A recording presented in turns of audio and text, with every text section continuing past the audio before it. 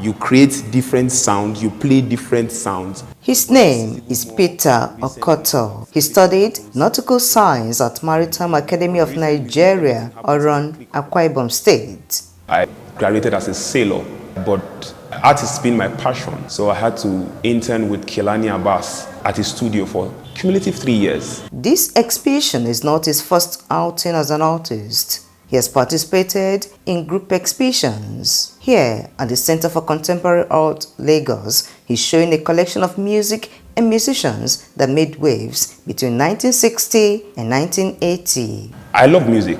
In the break of independence, music was very instrumental. And in a larger shell, if you want to look at it, we are very bubbling people in Africa, especially Nigeria. Then break it down to Lagos, where you have all the whole jive and everything happen. So why I chose this medium was because at the wake of independence, this was one of the instrumental things that people were using to talk to the nation, right? There were not too much people talking about national consciousness that time.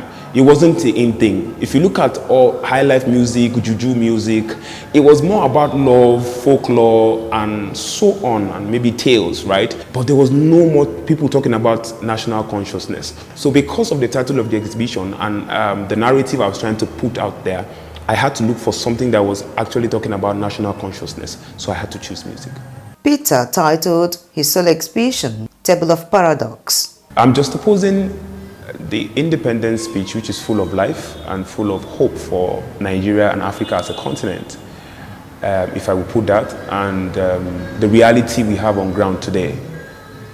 It's actually a paradox to me. It doesn't sit well. He researched on this for 3 years before coming out to exhibit. Evie Edna, she's one of the females here, Evie Edna, and then we have the Lijadu sisters. She spoke about two very important things that are very key in this exhibition for me. One of our albums, which I couldn't lay my hands on when I was doing my research, trying to get it before I can even import it was an issue.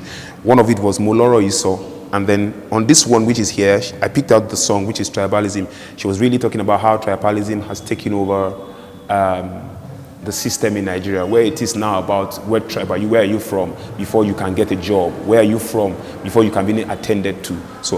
And then she actually adopted some part of the reggae style of music. For the millennials, they will not understand how this works. This machine itself is even more recent, right? But for the ones that are even more complex than this, you just put on the machine, right? And then you have your LP play that you want to play on it. And then you pick up your stylus and put on it. It begins to play. It has a setup that is connected to speakers. In fact, it's one of the most interesting music systems that if you listen to it, the music is fuller. On the album cover, you have the artist, the title of the song, the year it was sung, the person who designed the album cover, a message, the number of tracks in the album, people who sang on the album, and then some other very key information that you need to know about the album. The Center for Contemporary Art, Lagos, allows artists to express themselves fully. Artivism is part of the kind of conversations we want to have at CCA. I don't think it's literally just any and everybody just show up and throw your art on the wall. One thing about Peter is that the project that he's been working on, it's taken him over 2 years, and it's very, very theoretic, research driven. And the exhibitions at CCA for us, there's a lot, we always think about criticality in the practice of the artist and real in-depth thought. For us, that's really the birthing place of the kind of projects that we show here. Peter Okotor has chosen this path and says no going back. I do sound art and work with archives and something historical. So I still will go and dig in the archives and find out things that can that interests me and my creative process, and then we can have something again.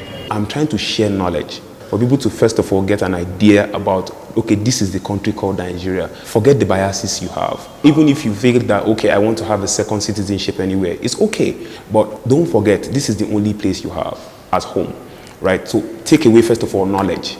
Now, we have many problems facing us as a nation. Do you want to be part of the solution? Yes, you have to be. If you want to be part of the solution, you have to know that this is where the issue comes from. So I am basically talking about knowledge sharing. Before you can protest, before you can agitate, you must understand where it comes from. He shares with us the Nigeria of his dream. Nigeria of my dreams, the Nigeria that is working. Nigeria with leaders that have vision, leaders that have the country at heart, not their pocket, not their family members. A Nigeria where I can go to sleep knowing that the next generation, with all my passion that I've put into work, I might not see it manifest in my own time, but it will manifest in the generation that is coming behind. And I can say, yes, we give our all for this country.